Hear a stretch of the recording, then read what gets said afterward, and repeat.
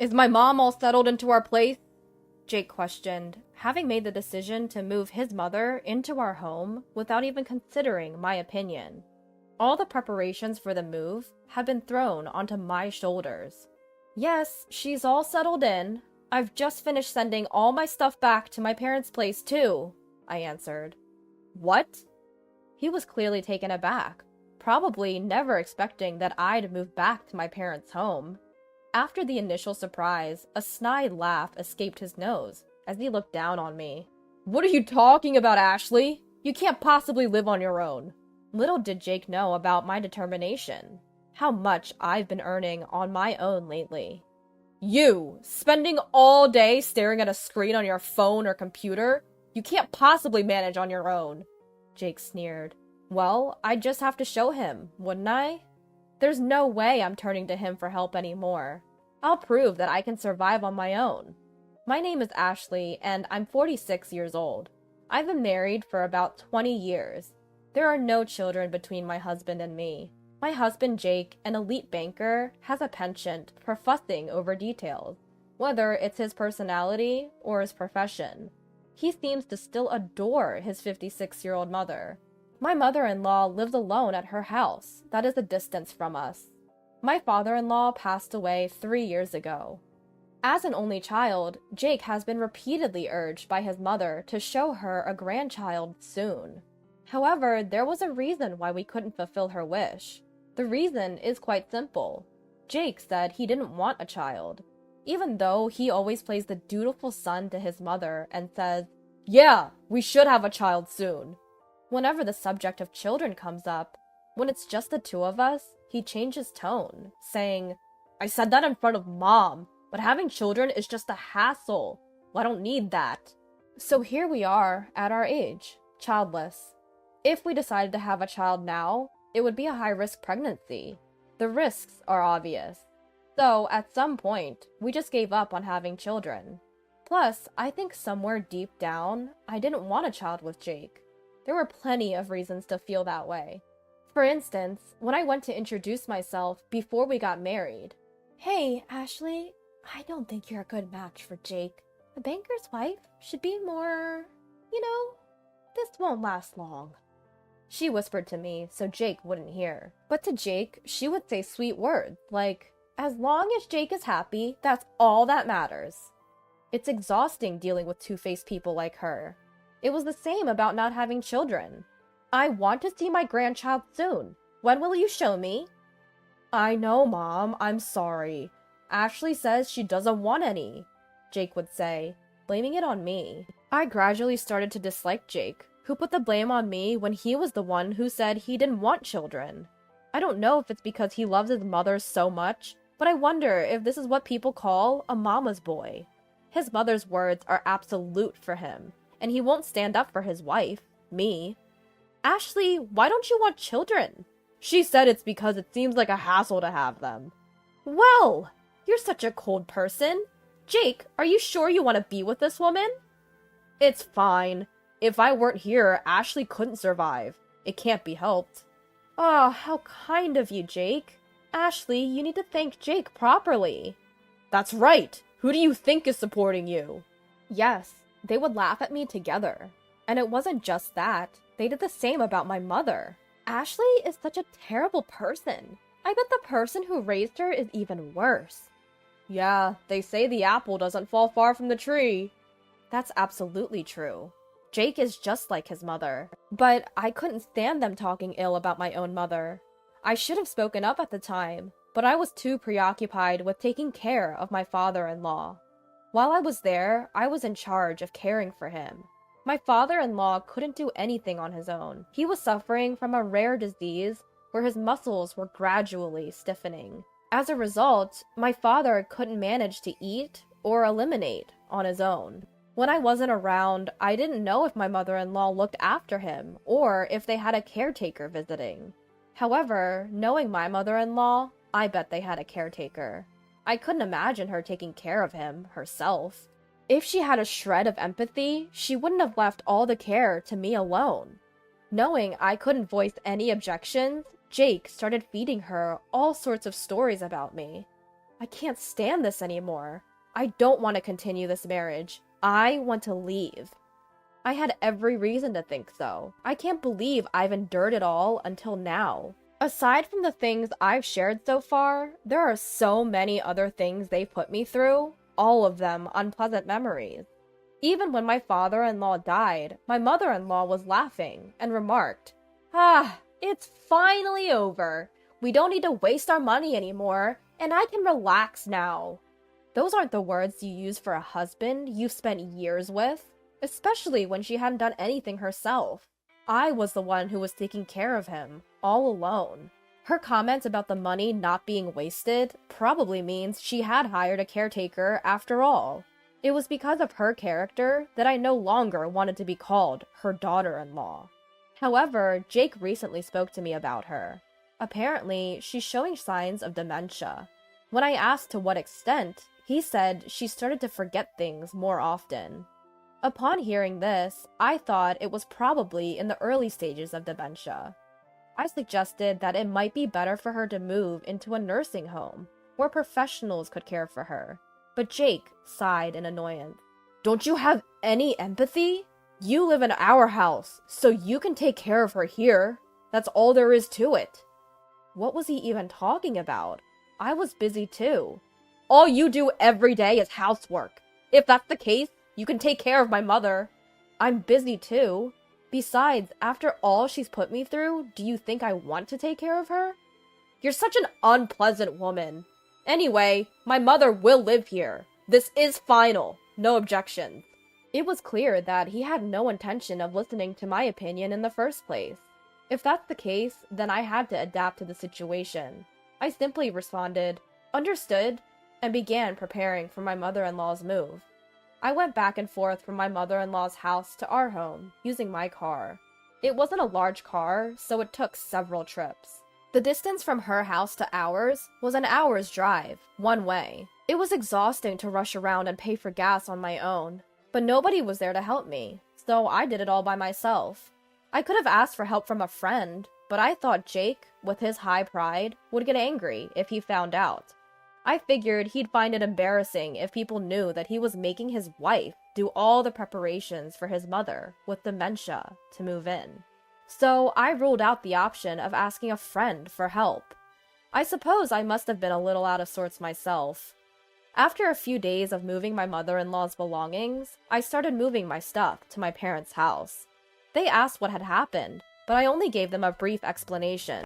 My parents consoled me, saying, "You've been through a lot, and you did well." Thanks to my parents' encouragement, I mustered up the courage to go back to our house to finish what was left. My parents told me I didn't have to go back, but I said, I can't leave things unfinished, and left my parents' house with a smile. When I got home, Jake was already back, and was furious to see me coming home at night. "Where have you been? You didn't even prepare dinner." "I'll do it now. It's none of your business where I go." "What kind of talk is that? Who do you think is providing for you?" Jake always gets like this when he's angry. He yells, "Who do you think is providing for you?" As if he thinks that would make me back down. In truth, that was the case in the beginning, so I couldn't say anything against it. But things are different now. Jake doesn't know, but I've been working too. To him, it must just look like I'm staring at my smartphone or computer all day. "So, what do you want to eat?" I asked, ignoring Jake's shouting. This only made him angrier. However, I was no longer willing to cater to his whims. In the past, I would have done anything to appease his anger. I moved as he wanted. I acted as he said. But I was tired of sacrificing for him anymore. "Enough! I can't eat with you. It'll taste terrible. I'll go eat outside." He spat out these words and stormed out of the house, slamming the door behind him. If this had been me from the past, I would have panicked. I would have run out and cried, looking for him. I knew that's what he wanted, but that wasn't me anymore. I thought, if I don't have to prepare dinner, then that's better. I grabbed my car keys to go get some food, but when I opened the door, Jake was there at the entrance. "Why didn't you come after me?" I sighed deeply, tired of his antics. You were the one who said that a meal with me would be distasteful. That's why I didn't come after you. I explained, frowning, as if to ask, don't you understand? He blurted out some incomprehensible nonsense about how I would usually chase after him. We went inside the house and Jake was still sulking. It was so childish, not fitting for a 56-year-old man. It was frankly disgusting. When I said nothing, Jake, still in a bad mood, started to talk. Did you finish moving my mom? Jake, who had decided on living with his mother without asking me, and had thrown all the preparation onto me. I'm done! I've just finished sending all my stuff to my parents' house. What? He probably didn't think I would actually go back to my parents. He smirked at me, a condescending laugh. What are you saying? You can't live on your own. You're just staring at your phone or computer all day. You can't survive without me. No matter what happens, I won't rely on you. I'll prove that I can live on my own. You may not know it, but I can live by myself. Don't lie! What's the point of telling such an obvious lie? Why do you think it's a lie? Then Jake continued, looking down on me. Listen, you've only been able to live because of me. If I'm not around, you can't survive a single day because you can't earn money. I wondered why he thought I couldn't earn money, but I didn't touch on it and said, even if I explain it here, you won't believe me, but I'll go back to my parents' house anyway. If you're going back to your parents' house, we should divorce. Don't cry and come back later. Do whatever you want. I can see you regretting your divorce in less than 3 days and coming back crying. Fine, that's okay. I've prepared the divorce papers. Please sign here. As Jake signed, sneering with an arrogant smile, I glared at him, grabbed the divorce papers, got in the car, and headed back to my parents' house. Jake seemed surprised that I actually went back to my parents' house. He called me a few times, but I decided to ignore it. However, after about 2 days of silence, since I got back home, the phone calls from Jake started again. I initially did not answer, thinking he might be abusive. But then a voicemail from Jake came in. I decided to listen to it. Ashley, are you angry? I'll forgive you, so come back. That was it. I'll forgive you? He's the one who proposed divorce, and yet he's saying this? If you think about the situation, it's me who should be forgiving Jake, not him. Of course, I would never forgive him. As this unforgiving feeling bubbled up inside me, I decided to answer the next call. However, contrary to this resolution, I didn't hear from Jake for a while. I thought he had given up, but then the phone rang. It was 2 weeks after the day of that voicemail message. Hello? Ashley? When I answered the phone, Jake was sobbing. Wondering why a grown man was crying, I remained silent. Then, from behind him, I heard a weird scream. At the same time, Jake yelled, "Stop it, Mom!"